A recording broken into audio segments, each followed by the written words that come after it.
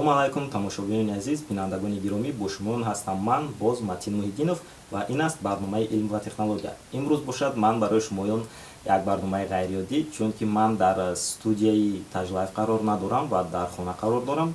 Вақте ки ман субҳ саҳар аз хоб хестам, дар интернет шидагӣ будам ва дар интернет дидам ки дар асл телефоне ки ба ман писанд аст, бениҳоят нархаш арзон шудааст, яъне скидка рафта истодааст ва ин скидка танҳо ба фикри ман ҳамин рӯз кор мекунад ва ин телефон бошад пас аз як рӯз ё ин ки ду рӯз боз нархаш қимат мешавад. Аз ҳамин сабаб ман вақтро бисёр накашидам ва дар хона камераро монда, яъне тавассути ноутбуке ки дар пеши ман қарор дорад, ман ворид шуда кӯшиш мекунам ин телефонро бихарам ва онро барои шумо нишон медиҳам ва барои шумо бошад пурра мефаҳмонам ки барои чӣ ман ин телефонро харидам ва онҳое ки телефонхар ҳастанд, барои онҳо ин маълумот бениҳоят фоиданок аст, чунки ин телефон бениҳоят нархаш арзон аст нисбати он чизе ки худи ин телефон карда метавонад, яъне телефон на он қадар қимат асту, а он чизе ки карда метавонад бениҳоят хуб аст. Телефони бениҳоят хуб бо нархи арзон аст ва касе телефонхар бошад, ман барои онҳо махсус ана ҳамин телефонро пешкаш мекунам. Ин телефон аз ширкати Xiaomi аст ва моделаш бошад Redmi 5 Plus. Ҳаст Redmi 5 ва боз ҳаст Redmi 5 Plus. Ин телефонҳо нав баромаданд ва ба мисли намуди берунияш бошад ба мисли Samsung Galaxy S8 ва Samsung Galaxy A8 Plus. Намуди берунияш ҳамин хел аст, диагонали экранашам 6 ва ман гапро зиёд намекунам. Ҳоло мо бо ҳамроҳи шумо мехарем ва ман бошам дар охир барои шумо мефаҳмонам ки барои чӣ ман махсус ана ҳамин телефонро харидам. Онҳое ки масалан телефонхар ҳастанд, то охир тамошо кунед ва ба фикри ман барои шумо низ писанд меояд, чунки ман бениҳоят анализ гузаронам дар интернет ва шахсан ба фикри ман аз ин телефони хубтар бо ин нарх ёфта намешавад. Ва ҳоло бошад мо бо ҳамроҳи шумо ин телефонро харидорӣ мекунем ва мебинем ки чӣ гуна мешавад. Ва онҳое ки масалан дар бораи Алиэкспресс, умуман дар бораи сайтҳои хитоӣ боварӣ надоранд, барои шумоён бошад боз як факт ва як исбот мешавад ки масалан аз Алиэкспресс харид кардан мумкин аст ва ба шарте ки донӣ аз куҷо ва чӣ тавр харид кардан лозим. Барои бинандагони азиз, ҳоло ман барои шумо кӯшиш мекунам ки пурра бифаҳмонам чӣ хел ман онро харидорӣ мекунам ва барои шумо низ шояд ин чиз фоиданок бошад. Биёед сабр мекунем. Аз оператор хоҳиш мекунам ки камтар ба пеш биёяд, чунки ин навор ман дар хона қарор дорам ва ин наворро бошад ман наметавонам ки монтаж кунам зуд, яъне монтаж карда бо вақти бисёр сарф карда ин наворро партоям, чунки ман зуд ҳамин чизро тавассути камера ба навор мегирам ва мепартоям дар интернет.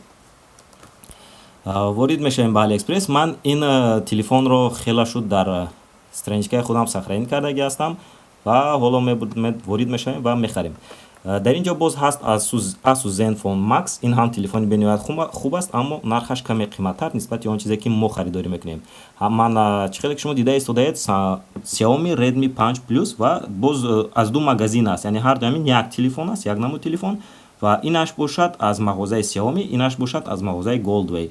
Мағозаи Goldway ин бениҳоят мағозаи популярне аст ва чизои оригиналу хуб мефурӯшад, аммо дар ин ҷо скидка нарафта истодааст ва скидка бошад танҳо дар мағозаи Xiaomi рафта истодааст. Ман бошам ворид мешавам ба мағозаи Xiaomi дар сомонаи Алиэкспресс ва дар он ҷо бошад дар комплект ҳаст бо Mi Band метиҳанд, бо чихол метиҳанд, бо наушник метиҳанд. Мо бошем бо наушник интихоб мекунем, чунки ба фикри ман боварӣ дорам ки чихоли ягон хел чихоли майда дар дохилаш ба мо равон мекунад.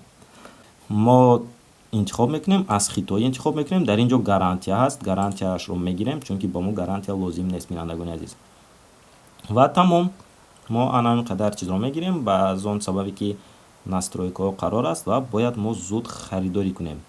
Купить сейчас ва ҳоло бошад ба поён меравем. Ҳамааш хуб аст. Тавассути корти бонкӣ подтвердить и оплатить. Тамом бинандагони азиз, чӣ хеле ки шумо худатон дидед, ман дар назди шумо ворид шуда бо ҷиқидани 3-4 кнопка ҳамин телефонро аз сомонаи Хитой харидорӣ кардам. Ман тавассути летишопс харидорӣ намудам ва бояд ба ман якчанд қисми маблағам баргардад. Вале мо ворид шуда мебинем ки ба ман чӣ қадар маблағ, яъне аз он чизе ки мо харидем 10400 рубл, ба ман 187 рубли дигарашро обратно баргардондан. 187 рубле ки мо харидорӣ кардем. Аз маблағҳои пештарие ки ман ҷамъ кардам 780 рубл ман ба наздикӣ бар худам гирифтагӣ будам рӯзи 24 ва ҳоло бошад боз 187 рубли дигар ман барои худам дар сомонаи Letyshops бо кешбек сервиси Letyshops барои худам 187 рубли дигар аз он чизе ки харидорӣ кардам ба худам баргардонам.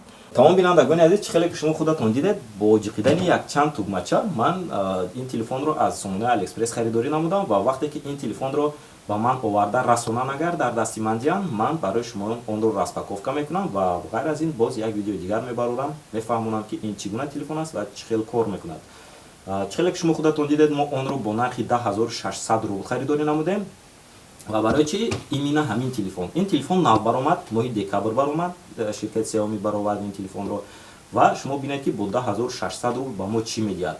намуди зоҳирӣ бениҳоят зебо, намуди зоҳириаш ба мисли Samsung Galaxy S8 аст бинандагони азиз, гирдҳои экран каме каш карда шудааст. Galaxy A8 плюсе ки нав баромад ба ҳавай монанд аст бениҳоят, намуди зоҳираш бениҳоят зебо. Диагонали экран бошад 6 дюйм аст ба мисли Samsung Galaxy A8 ва телефон бошад бо нархи 10600 рубл, намуди зоҳирӣ бениҳоят зебо ва ғайр аз ин боз оперативная памяти телефон 3 гигабайт ва хотири аслии телефон бошад 32 гигабайт аст ва ғайр аз ин боз як наушник ба мо туҳфа мекунанд, яъне дар комплекташ боз наушник ҳам ҳаст.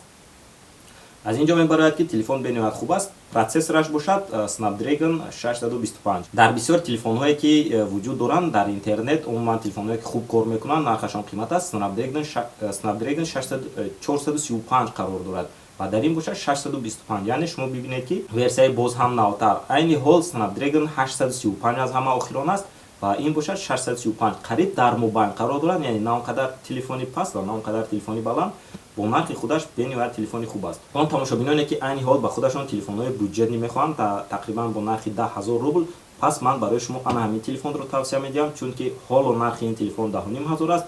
ман боварӣ дорам ки пас аз якчанд вақт, пас аз гузаштани ба фикрам якчанд рӯз, нархи ин телефон боз қиматтар мешавад, аз 11-12000 зиёд мешавад ва дар Россия бошад ин телефонро бениҳоят боз ҳам қиматтар бо нархи 18 ва 19000 рубл дастрас кардан мешавад. аз ҳамин сабаб онҳое ки айни ҳол имконият доранд ва телефонхар ҳастанд, ворид шавед аз сомонаи Алиэкспресс ва тавассути кешбек сервиси Letyshops ана ҳамин телефонро харидорӣ кунед, чунки телефони бениҳоят хуб аст. бо ҳамин тамом бинандагони азиз, чӣ хеле ки шумо худатон дидед, мо телефонро харидорӣ намудем ва ин наворо бошад ман барои шумо кӯшиш мекунам ҳамин рӯз партоям ва фаромӯш накунед ки дар сомонаи Matin Pro, дар шабакаи Matin Pro ман дар он ҷо ба саволҳои шумоён қариб ҳар рӯз навор бароварда ба саволҳои шумоён посух мегардонам ва агар шумо ягон савол дошта бошед ба шабакаи Matin Pro ворид шавед ва дар таги охирон навор саволҳоятонро нависед ва ман бошам дар он ҷо ба саволҳои шумоён посух мегардонам.